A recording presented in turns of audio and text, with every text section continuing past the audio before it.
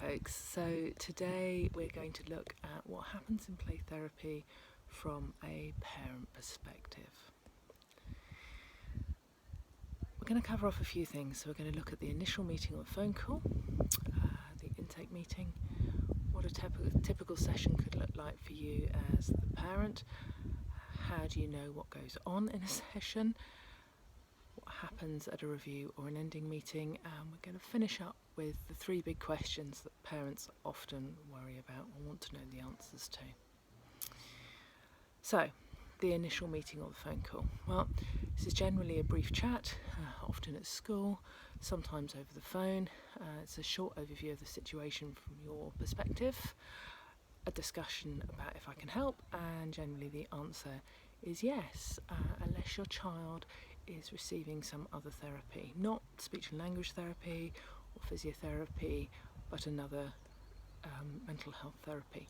Because what we find is that having two therapies can cause confliction and confusion for your child, but any other interventions, absolutely fine, and we can work alongside a lot of other things. Okay, we'll answer any initial questions you might have, discuss how your child can be referred, and if you're still interested, we'll make a date to catch up for an intake meeting.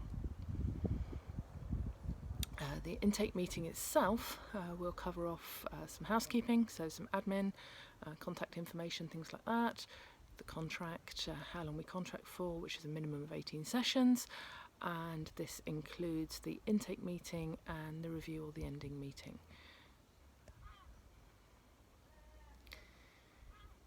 So 18 sessions in total, 16 weekly sessions of play therapy with your child.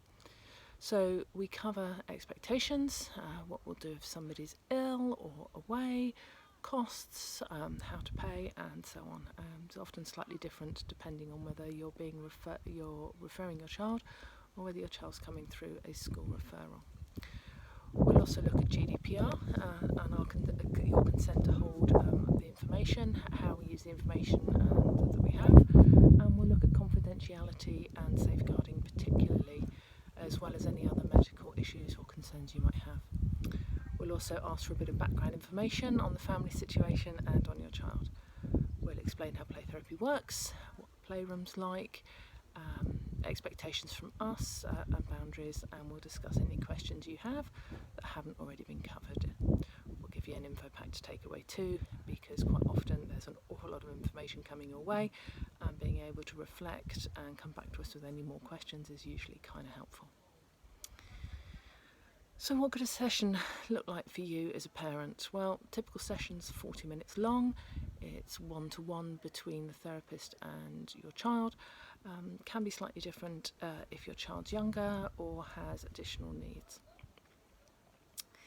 If it's a group setting at school, it will be different again. So it's the same time every week, and if it's a private referral, you will need to be within easy contact. So if your child chooses to end the session early for some reason, or if there's a problem, such as illness, which can happen, every once in a while, we can promptly get your child back to you. How do you know what goes on? Well, I'll say very little unless there's a safeguarding issue that you need to be aware of. And this is because sessions are confidential for your child, and we find that is most beneficial for therapy. Telling you what goes on can inhibit what they want to do in the playroom. However, we say that children can say as much as they like about sessions to whoever they like, so there's no confidentiality going the other way. So some children may choose to give you a blow-by-blow account the minute they get out the playroom. Others will say very little, and however tempting it is to ask, please respect your child's approach to their therapy and let them share when they're ready. So whilst play therapy does involve play, it's still therapy, and it's hard work, and some children find it really challenging at times. So they may occasionally come out of sessions tired or grumpy, or a bit withdrawn. Quite often snacks are pretty handy at this stage. Sometimes, as with all therapies, there's a honeymoon phase at the beginning, and things can get worse before they get better, and then things settle out. Often this pattern can be repeated if a child brings new issues to therapy to work on. So it's all to do with them unpacking whatever it is that's bothering them and looking at it. And that's really, really hard work and can be exhausting. Sometimes even little changes can cause a change in how they are in the playroom and how they are afterwards temporarily. So looking forward to a birthday party may change things.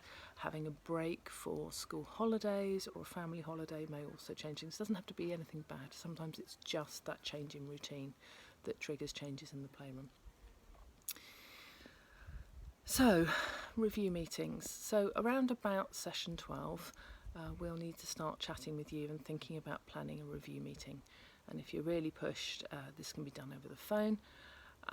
If school are involved, we will chat to them as well. We don't tend to involve children, but we can if that's appropriate. We'll do it outside of our normal session time, so there's no break in routine for your child. They'll still be seen weekly as normal. And we'll review progress, and I'll ask you to redo one of the intake question forms again so that we can look at changes for you and for your child. We'll discuss what happens next. So whether your child's going to continue for another set of play therapy sessions and decide how long those might be. It might be a set of 6, it might be another set of 18. It's entirely personal to the situation. If we decide we're going to move towards ending therapy, then we will do that in that meeting. So if it's an ending meeting or a review meeting that turns into an ending meeting, it's all going to be pretty much the same as the review meeting.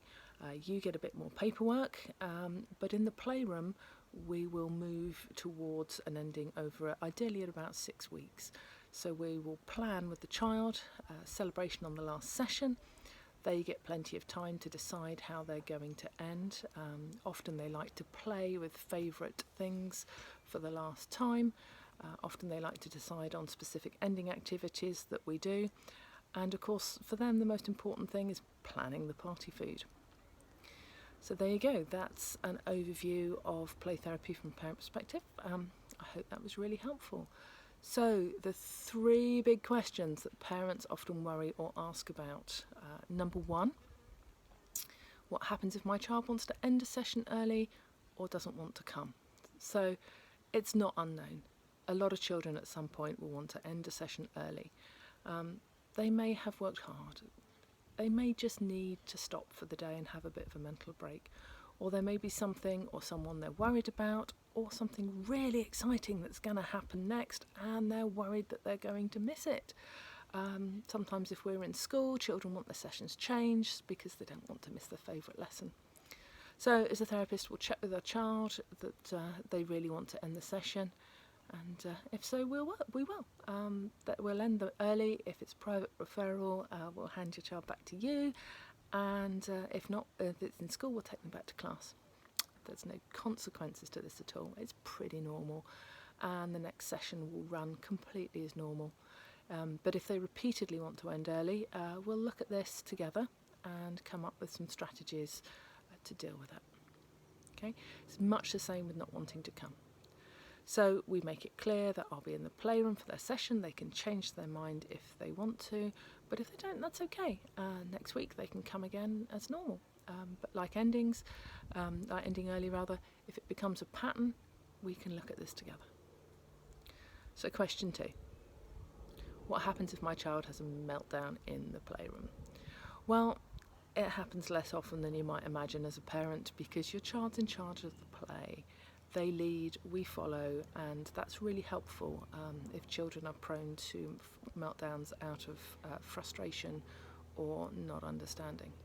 So in the playroom we put in as few rules as possible, but as many as necessary.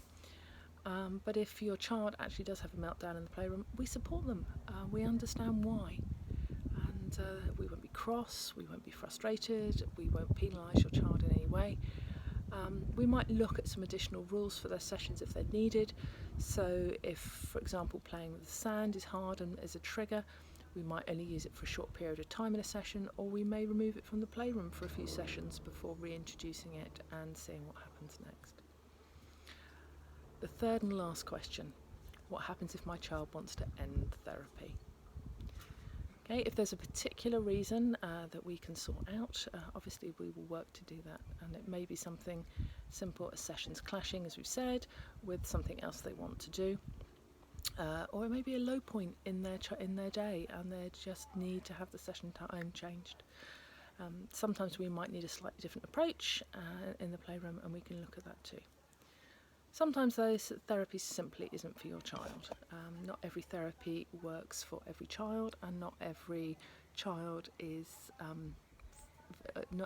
finds play therapy the best therapy to have. So sometimes we might look at a break for a little bit, or if they really want to end, we will ask them to come in ideally for 1 or 2 more sessions, just so that we can model that positive ending that they would have had, similar to the planned ending if we had been coming to the end of sessions in a normal way.